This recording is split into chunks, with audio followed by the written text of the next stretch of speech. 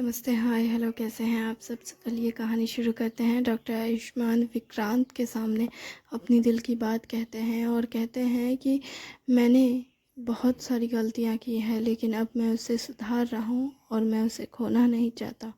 इसलिए खुश आपको भी उनका हाथ थामना चाहिए और उन्हें अप्रिशिएट करना चाहिए हर उस चीज़ के लिए जो उन्होंने आपके लिए किया और अपनी फैमिली के लिए। और अगर आप उन्हें अप्रिशिएट करने के बजाय इस तरह से टूटे हुए बिखरे हुए माफ़ी मांगते घूमेंगे तो उन्हें ज़्यादा दुख होगा। उन्हें दुख होगा कि आप उन्हें इस तरह से चोट पहुंचा रहे हैं। मैं उसे चोट नहीं पहुंचा रहा। आप चोट नहीं पहुंचा रहे तो क्या कर रहे हैं? मुझे बताइए, ये कहाँ की समझदारी है? आप जिस तरह से बयां कर रहे हैं और जिस तरह से आपने उन्हें अकेले कमरे में छोड़ दिया, क्या ये सही है? मुझे नहीं लगता ये सही है। और आपको इस तरह से अपनी बात को सही ठहराने की ज़रूरत नहीं, क्योंकि आप भी जानते हैं कि आप सही नहीं हैं। वही तो कि मैं सही नहीं हूँ। मैं बिल्कुल भी सही नहीं हूँ। मैंने सोचा था कि मैं मेरी पत्नी को दुनिया की हर खुशी दूँगा। हर खुशी का मतलब ये नहीं होता कि हीरे जवाहरात। मैं जानता हूँ, तुम नहीं जानते। मैं चाहता था कि मैं उसके लिए उसका वो कंफर्ट जोन बनूं जहाँ पे वो खुल के अपनी दिल की बात कह सके। लेकिन लेकिन क्या हुआ? वो अपनी सारी तकलीफ़ों को अपने अंदर समेटने लगी और मैंने तो बस उसे देखा और बाद में नज़रअंदाज कर दिया। उसकी बातों पे यकीन कर सब कुछ जाने दिया और ख़ुद को काम में डुबाते गया, जिसके लिए मैंने इतना सब कुछ किया। आखिर में मैंने उसे ही अकेला छोड़ दिया। कितनी तकलीफ़ की बात है ना? नहीं, ये बिल्कुल भी तकलीफ़ की बात नहीं है। आप सही हैं, लेकिन फिर भी हम आदमी पता है कैसे हैं क्या? डॉक्टर आयुष्मान कहते हैं, हम आदमी ऐसे हैं जैसे हमें सब कुछ से अकेले लड़ना है। चाहे कुछ भी हो जाए, हम हर चीज़ का सामना अकेले करना चाहते हैं, ये सोचे बिना कि हमारा इस तरह के डिसीज़न से सामने वाले को कितना चोट पहुंचेगा। हम थोड़ा सा ट्राई करें तो सामने वाला हमारे साथ खुश भी रहेगा और निश्चिंत भी। लेकिन हम ट्राई ही नहीं करते हैं खुल के बात करने का। हम बस हर चीज़ से उसे प्रोटेक्ट करने के लिए अपने अंदर सब कुछ दबा लेते हैं। बिना सोचे समझे अनकहे शब्द कह देते हैं। हमें हमें अपने शब्दों पे भी ध्यान देना चाहिए और इसके अलावा हमें ये भी ध्यान देना चाहिए कि हमारी वजह से किसी को चोट ना पहुँचे। पर जाने अनजाने हम सबको चोट पहुँचा देते हैं और ये कि इस वजह से है क्योंकि हम खुद को बेहतर बनाने की कोशिश करते हैं और सोचते हैं कि हम सब कुछ प्रोटेक्ट कर सकते हैं, जबकि हम भूल जाते हैं कि हम इंसान हैं और हम हर चीज़ नहीं कर सकते। हमें हर चीज़ करने के लिए किसी न किसी की ज़रूरत होगी, एक से भले दो। इसलिए तो वो हमारी साथी होती है, हमसफ़र, जो हर वक्त हमारे साथ रहे, हमारे साथ हमारा सहारा बने। इसमें कोई बुराई नहीं अगर हम थोड़े वक्त के लिए कमज़ोर पड़ जाएं और वो हमारा हाथ थाम ले। ये बिल्कुल भी बुरा नहीं है, पर सच कहूँ तो हमें ऐसे पाला ही नहीं गया कि हम खुद को कमज़ोर दिखाएं। हमें तो ऐसे पाला गया है जैसे कि हम बहुत स्ट्रांग हैं, और हम इतने स्ट्रांग बनने के चक्कर में खुद को ही भूल जाते हैं, खुद को ही खो देते हैं, और आखिर में हम हमारे अपनों को अकेला कर देते हैं। जबकि हमें खुद को अच्छे से एक्सप्रेस करना चाहिए, लेकिन हम कभी अपने आप को एक्सप्रेस करना सीखे ही नहीं है। अपनी फीलिंग्स को कैसे एक्सप्रेस करेंगे जब हम अपनी भावनाओं को नहीं समझ पाते। हम सोचते हैं कि हम बहुत अच्छे इंसान हैं, लेकिन हम इतने अच्छे इंसान भी नहीं हैं, क्योंकि अगर हम अच्छे होते तो हमारे अपने हमारे साथ खुश होते, लेकिन हम अक्सर उन्हें खुशी से ज़्यादा दर्द दे देते हैं। इतना दर्द कि उस दर्द की वजह से हमारे अपनों को गहरे ज़ख्म मिलते हैं, और वो ज़ख्म देने वाले भी हम ही होते हैं। इसलिए कोशिश करें कि अपने पार्टनर से खुल के बात करें। इससे फ़र्क नहीं पड़ता कि वो क्या सोचेगी, मायने ये रखता है कि आपने अपनी बात कही या नहीं कही, और जो भी कहें उसे ढंग से कहें, ताकि वो बहुत ज़्यादा एज्यूम ना करने लगे। क्या है एज्यूम? हाँ, आपको नहीं पता। मेरी गर्लफ्रेंड जब मेरे साथ कॉलेज टाइम पे थी ना, तो मैं उसे अगर प्रॉपरली एक्सप्लेन नहीं करता था ना, तो वो अपने ही दिमाग में खिचड़ी पकाने लगती थी। एक बार तो इतनी खिचड़ी पकाई उसने कि उस खिचड़ी के चक्कर में मेरी दाल गल गई। क्या मतलब? मतलब ये सर कि आपको पता है, मतलब वो होता है ना लड़कियों में इनसिक्योरिटी जैसी चीज़ें, वैसे तो वो सब में होती है। हाँ, लेकिन लड़कियों में ज़्यादा नहीं होती है, लेकिन मतलब होती है उनमें ज़्यादा। पता नहीं, मुझे कोई आइडिया नहीं है इस मामले में। लेकिन एक बार क्या हुआ ना कि मेरी जो गर्लफ्रेंड थी उसको ना किसी ने बोल दिया कि तुम्हारा ना बॉयफ्रेंड किसी और लड़की के साथ घूम रहा है, जबकि ऐसा कुछ था भी नहीं।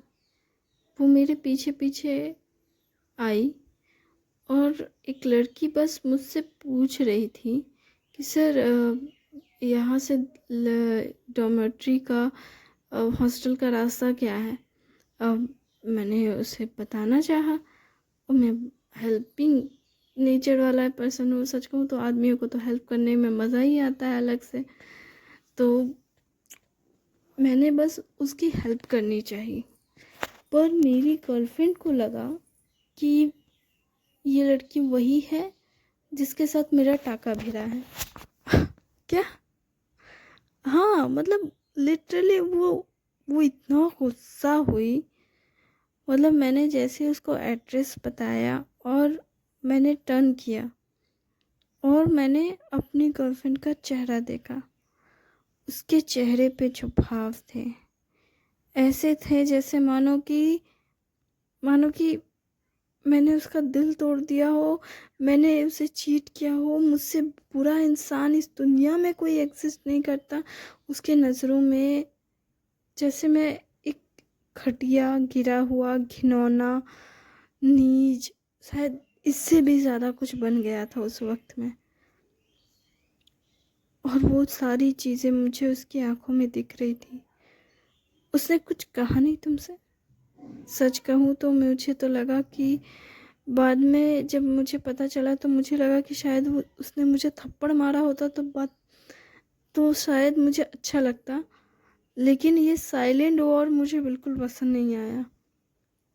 साइलेंट वॉर, हाँ।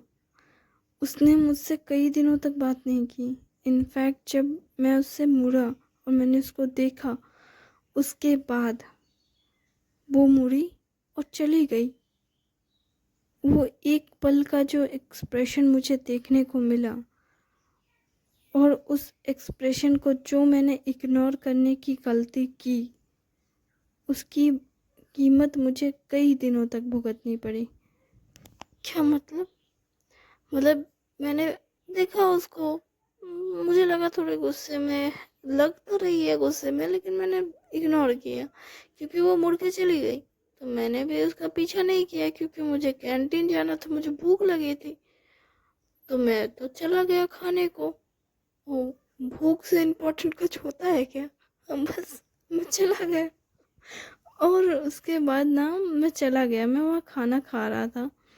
तब ये मेरे दोस्त आकर के मेरे पास बैठा और उसने मुझसे कहा कि अरे यार, तेरे बारे में कुछ चल रहा है कॉलेज में, तू जानता है क्या? क्या चल रहा है? मैंने उससे पूछा तो उसने बोला कि चल रहा है कि तेरे पास 2-3 गर्लफ्रेंड्स है और तू पढ़ाई में ध्यान नहीं दे रहा है, इसलिए तेरे मार्क्स गिर रहे हैं। क्या? मैंने सुन के मैं सुन के हैरान था, और मैं बोल रहा, क्या ये बकवास किसने कर दी भाई? मतलब मेरे मार्क्स गिर रहे हैं जस्ट बिकॉज कि मेरा पढ़ाई पे ध्यान नहीं है, और मेरे 2-3 गर्लफ्रेंड्स हैं। मतलब मेरे दिमाग में इतनी सारी चीज़ें एक साथ आई ना कि मेरे दिमाग में मेरी गर्लफ्रेंड का ख्याल नहीं आया। लेकिन जब मैंने बात को समझा तो मेरे दिमाग में सबसे पहला ख्याल यही आया कि उस वक्त मेरी गर्लफ्रेंड के एक्सप्रेशन क्या थे जब उसने मुझे किसी और लड़की से बात करते हुए देखा। क्या उसे भी यही डाउट हुआ? मैं ना एकदम से शॉक्ड में तुरंत अपना सैंडविच हाथ में लिया मैंने खाना, और मैं दौड़ करके गया अपनी गर्लफ्रेंड के हॉस्टल की तरफ।